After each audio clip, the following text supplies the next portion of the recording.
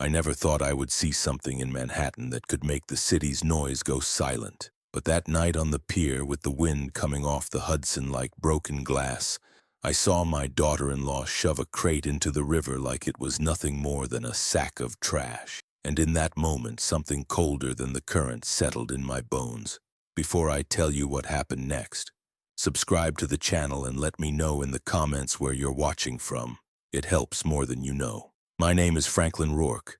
I am 65 years old, retired from 3 decades of steelwork on high-rises across Manhattan. I helped weld the bones of this city together. I used to think nothing here could surprise me. I was wrong. These days I live in a brownstone on the edge of Riverside Park. My knees hurt every morning, my back every night. My wife, Helen, has been gone for 3 years. The silence in the house often feels like a second death. My son, Caleb, lives just 15 blocks south with his wife, Sienna. She teaches art workshops online, always in perfect makeup, always speaking like her life is curated content. Caleb, once loud and bright, now moves like he is apologizing for existing. Maybe that is why I stay awake so late. The quiet feels safer when the city is asleep. That night, sometime after 2 in the morning, I heard a car door slam. I looked out the window and saw Sienna's SUV idling by the curb. She was alone. No lights on in their apartment, no sign of Caleb. She stood by the trunk, whispering into her phone, her voice sharp and frantic like it was cutting someone on the other end. Then she pulled out the crate. It wasn't big, about the size of an old record player console, but she struggled with it like something alive was inside fighting. She kept glancing over her shoulder.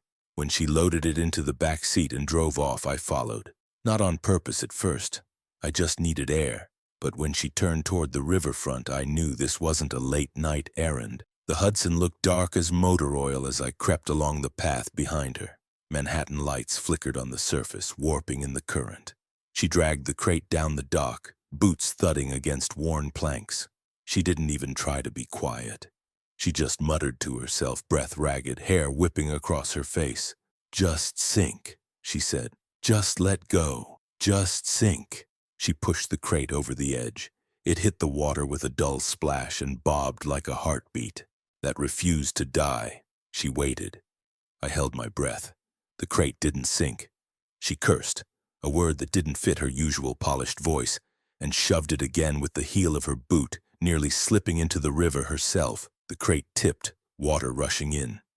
It began to go under. That's when I heard it. A sound from inside, a thud, weak, muffled. Then another, like someone knocking, like pleading. Before I could move, she spun around. I ducked behind a stack of unused lobster traps and held my breath until my lungs screamed. She scanned the pier, eyes darting, shaking. For a moment, she looked right through me, or maybe right at me, and I swear she smiled, not a soft smile. A choice, a message. Then she left. When the echo of her footsteps was gone, I ran. My boots slipped on the wet planks. I dropped to my knees at the edge of the dock and reached into the freezing water. My hands stung instantly, my arms trembled. The crate slid under the surface, inches at a time. I grabbed the rim. For a second, it felt like something inside pushed back. I pulled with everything I had left. 65 years of strength, grief, rage, fear, and dragged the crate onto the pier. The wood was slick, waterlogged. The nails were driven deep, but the crate trembled under my hands. Whatever was inside was alive. The lid creaked. Something moved. I steadied myself, breath shaking, and I opened it. Inside the crate was something that should have never seen the bottom of the Hudson, and the moment I saw it, I knew Sienna hadn't acted alone. I did not know what I expected to find when I pried open that crate, kneeling on those cold planks above the Hudson. Maybe tools, maybe documents, maybe something stolen. But I was not prepared for the shape curled up inside. It was a dog. A border collie mix, trembling, drenched, legs bound with zip ties slick from the river. His fur was matted against his ribs, breath shallow like each inhale was a negotiation with death. And worst of all, there was a plastic envelope duct-taped beneath him, waterproof, sealed tight like someone wanted it to vanish at the bottom of the river. The dog whimpered when I touched him. He couldn't bark. Tape was wrapped around his muzzle. I whispered, "Easy," even though my pulse sounded like war drums in my ears. I cut him free using the little pocket knife I always keep on me. My hands shook, not from the cold, from understanding. This wasn't impulsive. This was planned, and I knew then Sienna wasn't just hiding something. She was discarding witnesses. I gathered the dog in my arms. He weighed almost nothing, all bones and fear. I tucked the envelope inside my coat, grabbed my cane between my teeth, and staggered to my truck. Every step was a prayer that Sienna hadn't seen me. Every step was a reminder that I was not the man I used to be. When I got home, I wrapped the dog in blankets. He slept. If you could call it sleep. His breaths were so faint I had to check twice just to be sure the world hadn't taken him already. The envelope sat on my kitchen table. My heart hammered. I should have called the police right then. I know that. I also know how people like Sienna get away with things. Confidence, connections, curated reputations. She is the kind of woman who can cry on cue, who people believe because she speaks in soft tones and big words. And I am just a 65-year-old widower with scars and a limp. If I call too soon, I look like paranoia. If I wait too long, someone dies. I chose the path in between. I opened the envelope. Inside was a stack of forms, legal, financial, clinical. Some pages were copies of insurance claims. Others were transfer agreements, invoices, medical expense projections with my son's name listed as primary provider, and Sienna's signature all over them. But there was something else. A notarized form stating that I, Franklin Rourke, had signed over my brownstone to Sienna and Caleb. The signature was not mine. The date, 3 weeks ago. My blood felt like acid in my veins. Someone forged my signature. Someone filed the paperwork. Someone expected me to disappear. Peacefully or otherwise. A voice in my head whispered, "This isn't the end of it, Frankie. This is the start." I needed help. Someone outside the family. Someone who owed me nothing and feared no one. Someone the city had not yet beaten down. A vet, not a doctor, no hospitals, no mandatory reporting. A veterinarian with equipment good enough to evaluate the dog. I knew just the person. Dr. Lorna Pike, down in Lower Manhattan. I did welding for her clinic's renovation years ago, and she never forgot. She answered the door with a confused frown, hair in curlers, robe wrapped like armor. "Franklin? It's 3 in the morning. I need you," I said. My voice cracked. I hated the sound. "Something's wrong, and I don't know where else to go." Lorna looked at me, then she looked at the dog in my arms, then she let me inside without another word. She worked silently for a long time. Fluids, warmth, IV. Her hands knew what mine didn't. Finally she said, "He's drugged. Not fatal, but heavy. Something to keep him still. To keep him from fighting. If you hadn't pulled him when you did." She didn't finish. She didn't have to. I told her everything. The crate, the river, the envelope. Not Sienna's name. Not yet. Fear makes you cautious. Rage makes you reckless.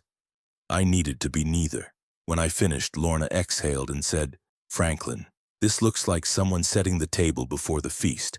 They need your house. They want your assets. Someone expects you to go away." I stared at her. "What would you do?" She wiped her hands on a towel. "I'd find out what they're rushing. Paperwork means a deadline. Someone as careful as this doesn't take risks without a reason." I thought about Caleb, quiet, apologetic, exhausted. I thought about Sienna, immaculate, rehearsed, eyes like polished stone. There was something she wanted, and she needed me erased to get it. By the time the sky cracked pink over Manhattan, I had a plan. Not a good one, but a start. Get Caleb alone. Make him talk. Not accuse. Not yet. People shut down when cornered, but get him just scared enough to open a door. And I knew exactly where to do it. The pier. People tell the truth when they stand where secrets were born. I walked home as the city woke up, the dog asleep in Lorna's care. The air smelled of diesel and rain. A garbage truck roared past, drowning out the sound of my heartbeat. When I reached my brownstone, Sienna was waiting on the steps. Her smile froze my blood. "All out so early, Frank?" she asked. "You should rest. You look tired." Her eyes drifted to the mud on my boots. Then she smiled wider. Too wide. That was the moment I knew she suspected me, because she already had a plan ready for when I didn't drown quietly. If fear had a voice, it would sound like Sienna saying my name that morning. Soft, sweet, as if the night on the pier never happened. As if the crate had sunk and taken the truth with it. "Frank," she purred, stepping toward me. The autumn wind snatched her hair, but she didn't react. "Riverside jog? At your age? How ambitious." I leaned on my cane. Not because I needed to, though most days I did, but because people underestimate a man who leans. They see frailty instead of patience.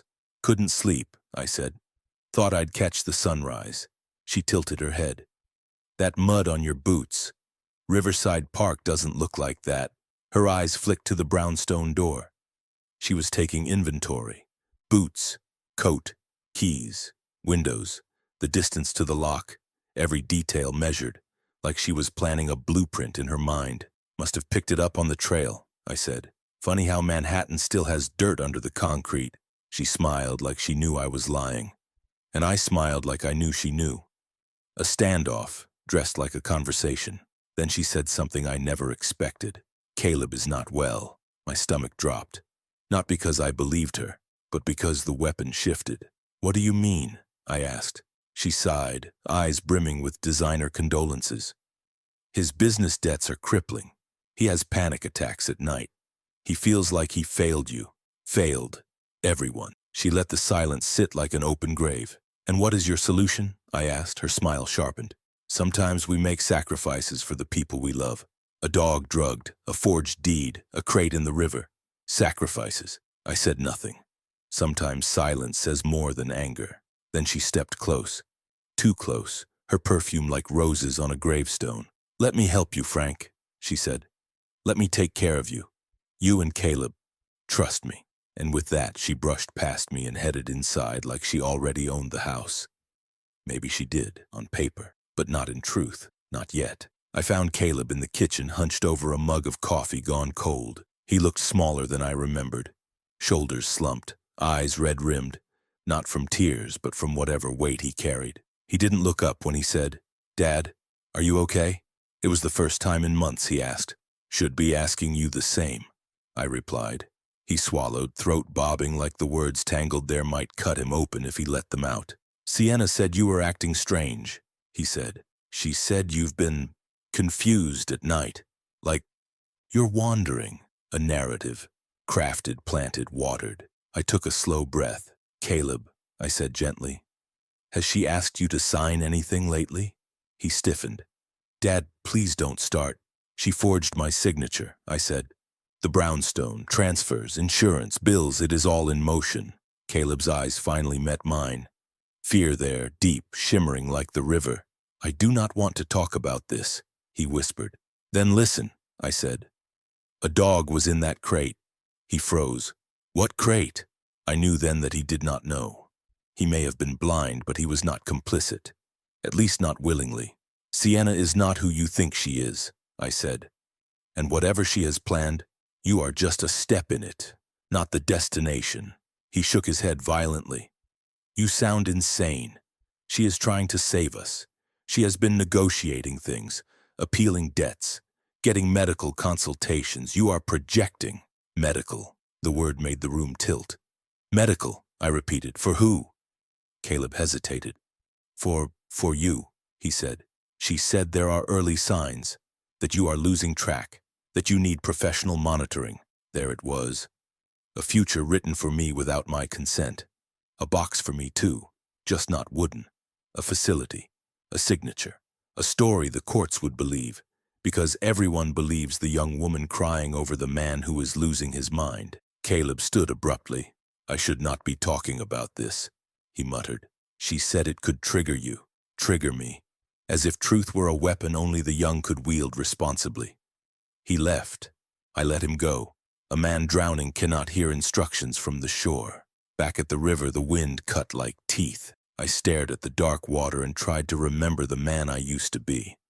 The one who climbed steel beams above the city. The one who held my wife's hand through chemo. The one who taught Caleb how to ride a bike in Riverside Park. The one who would never let someone forge his story for him. I was still that man, and I would prove it. I reached beneath the dock where I had hidden the crate lid, wedged between pylons. Nails bent, wood splintered. Proof the crate existed. Proof something had been sealed and sunk. Evidence. Someone would believe me. Someone had to. I heard footsteps behind me. I turned. Sienna stood at the end of the pier, hands in her pockets, expression calm as glass. "You should not come here alone, Frank," she said. "The city is dangerous. People fall. Currents take them." She did not blink. She was not warning me. She was offering me outcomes. That was when I realized Sienna was not afraid of consequences, only of deadlines, and whatever she was waiting for was getting closer. When Sienna said the currents take people, the river wind swallowed her words like it agreed. I tightened my grip on my cane, the wood groaning like it feared what came next as much as I did. "I built half this skyline," I said. "I do not fall easy." She tilted her head, the faintest trace of pity or amusement ghosting her lips. "Frank," she murmured, "you keep looking at everyone like they are enemies.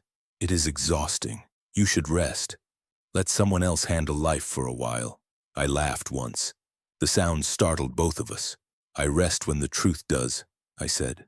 Her smile didn't falter, but her eyes flickered like a match before it burns out. Then she turned and left the pier, heels tapping like a countdown. Back home, I paced the living room. The dog, Lorna said his name was on the microchip once she scanned him, Ranger, was resting in a makeshift bed near the radiator, wrapped in blankets. When his eyes opened, he looked at me like he remembered everything but wished he didn't. "Yeah," I muttered, sitting beside him. "Me too, buddy. I needed proof. Hard proof. Something undeniable. Because even with the documents, even with the forged signature and the crate and the dog and the lies, none of it screamed loud enough for the world to hear. Not yet. Then my phone buzzed. A number I did not know. I almost let it ring, but instinct made me answer. A man's voice, low, impatient. "This is Mr. Rivers from Meridian Care," he said, "calling to confirm the final step in the assisted placement for Mr. Franklin Rourke." The world narrowed like the eye of a storm. "I did not request placement," I said. Silence. Then papers shuffled. Sienna McHale listed herself as secondary guardian. She provided a medical affidavit citing degenerative cognitive decline. "We just need your signature to proceed." "My signature?" "Yes. The one on file from 3 weeks ago. We simply need verbal confirmation today to finalize transport and care scheduling."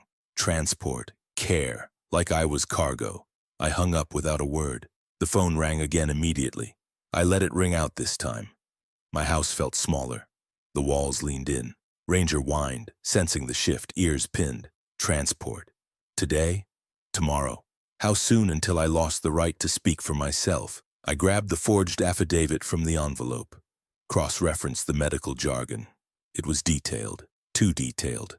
A web designed to catch me no matter where I stepped. There was a line highlighted in yellow. Loss of temporal awareness. Documented. I thought of Caleb. His quiet apologies, his shaking hands. He didn't sign anything, but he believed her enough to stop asking questions. Belief is the first nail in a coffin. I went to see Lorna again. Ranger perked up when he saw her. She scratched his ears and glanced at me. "You look like you aged a decade since sunrise," she said. "You got a scan on him," I said. "Did you run anything else?" She hesitated, then nodded. There were trace sedatives, not veterinary grade. More like something dissolved over time. Time release agents. "Can you put that in writing?" I asked. "On record?" She sighed. "Franklin, any report I write will get challenged. They will say I contaminated the samples. They will question why a veterinarian tested a substance meant for humans. You need someone legitimate." "I need time," I said. "And someone who doesn't flinch." Lorna met my eyes. "Then you need someone who knows how people like Sienna operate. Someone who can tear apart paperwork like she tears apart narratives. Someone like a lawyer." But I couldn't use the same route as the original script's inspiration. This had to be our own path. "I know someone," Lorna said. "A malpractice consultant. More investigator than attorney. Used to expose insurance fraud. Name's Joel Castor. Never heard of him, which made him perfect." She handed me a card. No logo, no office. Just a number and a street in Tribeca. "Be careful," she said. "People who try to erase you get bold when they realize the erasing didn't work." She wasn't wrong. When I got home, the front door was open, just ajar. An inch. A whisper. I froze. Inside, the place was immaculate. Too immaculate. Like someone had been tidying or searching. My bedroom smelled like perfume. Ranger growled. There on my nightstand sat a single item. A pill bottle. Doctor's label. My name typed cleanly. Medication I had never seen before. I opened it. Tiny capsules. White. Uniform. And tucked beneath the cotton wad inside the bottle was a note. Handwritten. Just one sentence. Stop fighting. It will only hurt Caleb. My hands shook as I read it. Not from fear, from fury. They weren't trying to kill me outright. They were trying to make me thank them for burying me alive. They were trying to make Caleb believe it was mercy. I sat on the edge of the bed and realized something. Sienna wasn't the architect. She was the executor. Someone else was building the plan, someone with money, reach, silence, a ghost behind the blueprint.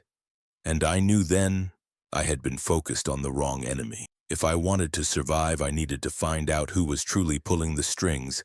Because Sienna was just the hand, I needed to find the mind. Finding out Sienna wasn't the architect didn't make her less dangerous. It made her unpredictable. A blade doesn't need to know who forged it to cut you. I stared at the pill bottle in my hand. The capsules rattled like teeth. I imagined taking one. Imagined the way the story would be written for me if I did. Elderly man, unable to cope. Gave in. Signed his own papers. A clean ending. A merciful ending. A lie. I flushed the capsules.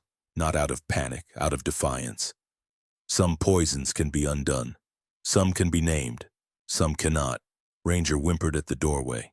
He limped to my side, laid his head against my knee. I rested a hand on his fur. Not yet, I said. They do not win yet. I took the subway to Tribeca. It rattled beneath the city like a heartbeat out of rhythm. I clutched Joel Castor's business card the way some people hold rosaries. Tribeca looked like it always did. Polished brick, glass storefronts, boutiques selling clothes that cost more than my monthly pension. People walked fast, heads down. Manhattan's version of camouflage. The address on the card led to a narrow door between a bakery and a photography studio. A small brass plate read, Castor. Consultation by appointment only. I knocked. No answer. I knocked again. Harder. Then a voice. Come in if you are not trying to kill me. If you are, use the back door like everyone else. Dry. Tired. Human. Good enough. Inside, stacks of case files towered over mismatched furniture. A single desk lamp lit the room like an interrogation spotlight. Behind it sat Joel Castor, mid-50s, hair like steel wool, sleeves rolled to his elbows, eyes that had seen too much and stopped blinking at anything surprising. You Franklin Rourke? He asked. Yes. Who sent you? Lorna Pike. He nodded once. She's still pretending she is not smarter than every doctor in this city? Yes.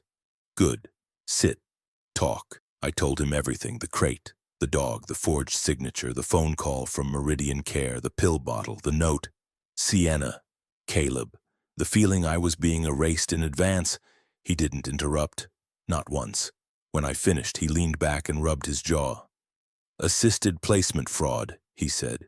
Estate preemptive seizure, forgeries, manufactured consent, classic setup. Rarely this neat, though. Your daughter-in-law is either a prodigy or she has help. I know, I said. I need the help too.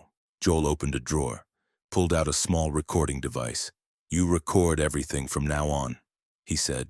All conversations, all calls, all interactions. You do not confront her directly. You do not say the word fraud. You guide. You ask. You document. You let her confess to the wrong ear. I tried warning Caleb, I said. He thinks I'm losing it. Joel smirked. Of course he does. If someone tells you for long enough that rain is sunlight, eventually you will swear the sky burns. They conditioned him to feel responsible for your fate. That makes him vulnerable. Vulnerable, not lost. A seed planted there. Hope, maybe. Joel stood, paced. What you need is leverage. Something that forces a hand. You said there was paperwork in that envelope about insurance? Yes. Let me see it. I handed him the forms. He scanned them in seconds, eyebrows lifting slowly. Interesting, he muttered. These aren't insurance claims. They are asset consolidation agreements. Someone is trying to get liquid fast. Someone, I echoed. Not Sienna? No, Joel said. This language is corporate, offshore, too polished, too fast. This is someone who has done this before, probably with other families. Someone who needs capital urgently and uses care as the smokescreen. I felt cold. Who? He slid a page across the desk and tapped a signature line. Nathaniel Lorden. I did not recognize the name. Joel did. Frank, he said, voice low. Nathaniel Lorden runs Meridian Care and 3 other elder placement companies. He's been investigated for misappropriation twice. Never convicted. He fundraises. Politicians owe him favors. He writes checks that make laws blink. If he is involved, Sienna is not just complicit. She is on payroll. For a moment, the world felt too heavy to hold. He wants my house, I said. Joel shook his head. He wants your existence. The house is how he cleans the transfer. I stared at him. How do we stop him? Joel stepped closer, voice dropping to a whisper. You make him think he already won. Then you make him come collect. People like him do not get their hands dirty until they believe the dirt belongs to them. I nodded, the plan forming like scaffolding. Dangerous, stupid, necessary. Joel handed me a second device. Tiny, metallic, tap-activated. When you meet him, this is on you, hidden. He will talk. They always do when they smell victory. And if they don't? I asked. Joel looked at me with eyes that had seen the worst Manhattan could produce. Then do what men like you have always done. Build. Even if what you are building is a trap. I left his office. With the device in my pocket, Ranger's name in my mind, and a question gnawing at the edges of everything. If Sienna was the blade and Lorden was the mind, then what was Caleb? Shield, pawn, bait, or the sacrifice they needed me to accept? When I reached home, the street was blocked. Police, paramedics, neighbors whispering like pigeons. I pushed through. An officer stopped me. Sir, you live here? Yes, what happened? He looked at his notes. Reports of a domestic wellness emergency. Son called it in. Said his father was missing, possibly unstable. We were preparing a forced entry, sir. We will need to escort you to a facility for evaluation. My heart slammed against my ribs. Sienna stood on my stoop. She smiled like a victory. Frank, she said, thank God, we were worried. The trap had already begun. They wanted to take me that night, but if they did, I would never come back. I had one move left, and I had to make it before the door closed behind me. The paramedics waited with the stretcher like they were posing for a photograph no one would ever admit to taking. An officer stepped forward, hand hovering near his radio, ready to call in whatever code sealed my fate. All I had were a few seconds and the weight of every choice I ever made. Before anyone takes me, I said, voice steady, someone needs to hear something. Sienna laughed softly. Frank, please, this is not the time. But the officer paused. Humans are curious by design, and the right tone can turn a question into a command. I tapped my cane twice, a cue to myself more than anyone, and activated the recorder hidden in the base. Joel's trick. Nothing special, just a pressure switch and a memory card. It is the time, I said, because you are taking me based on a lie. Caleb stepped forward, eyes shiny with exhaustion.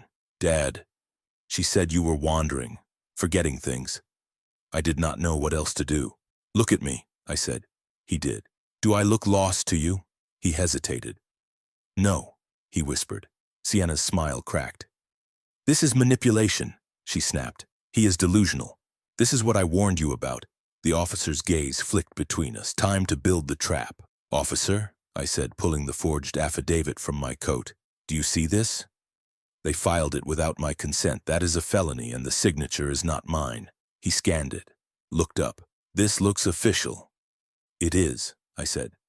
That is the problem. Sienna scoffed. You cannot prove you did not sign it. Memory lapses are common in his condition. My condition? I barked.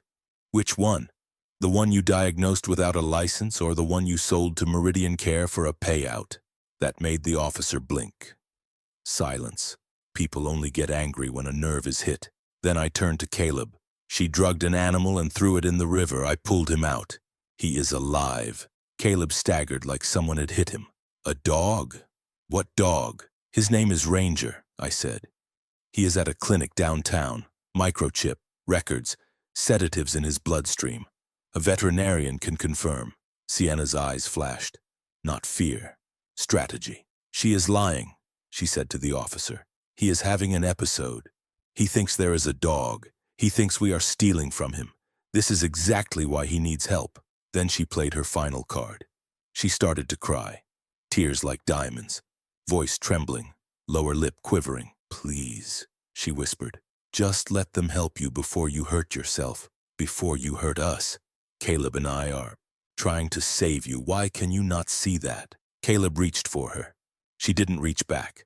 Her hand drifted, barely, toward the officer's clipboard of authorization forms.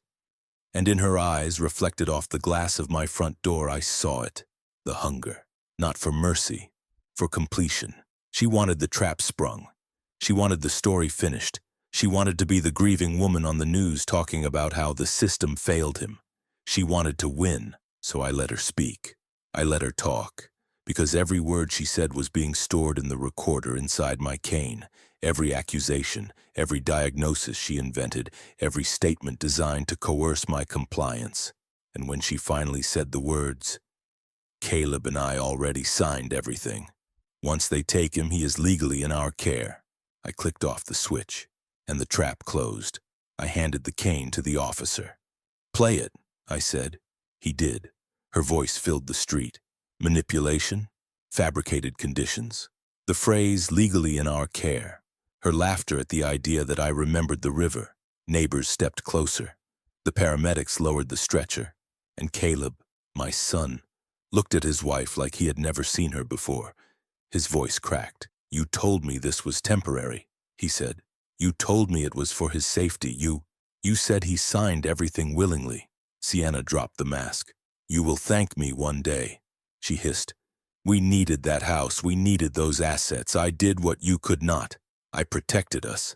You protected yourself, Caleb said. And just like that, the wall between us crumbled. He stepped away from her, stood beside me, not as a shield, as a son. The officer turned to Sienna. Ma'am, he said, handcuffs ready. We have enough to hold you for questioning. For now, she spat. You do not know who you are dealing with, but I did, and I knew how to finish it. I do, I said. Nathaniel Lorden, Meridian Care, offshore accounts, asset consolidations. I have copies of every document, and a witness. Sienna paled. I nodded once, to Caleb, and he nodded back. The officer signaled to another, and Sienna was escorted down the steps.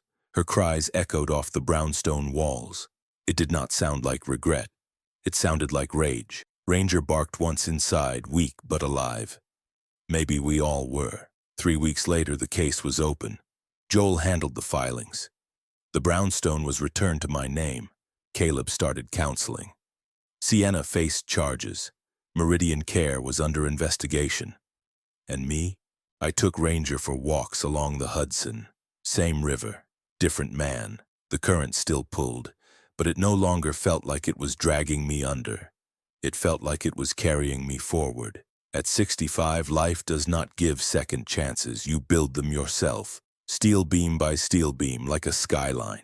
And if you've been listening this far, subscribe to the channel and let me know in the comments what time it is where you're watching from. It helps more than you know.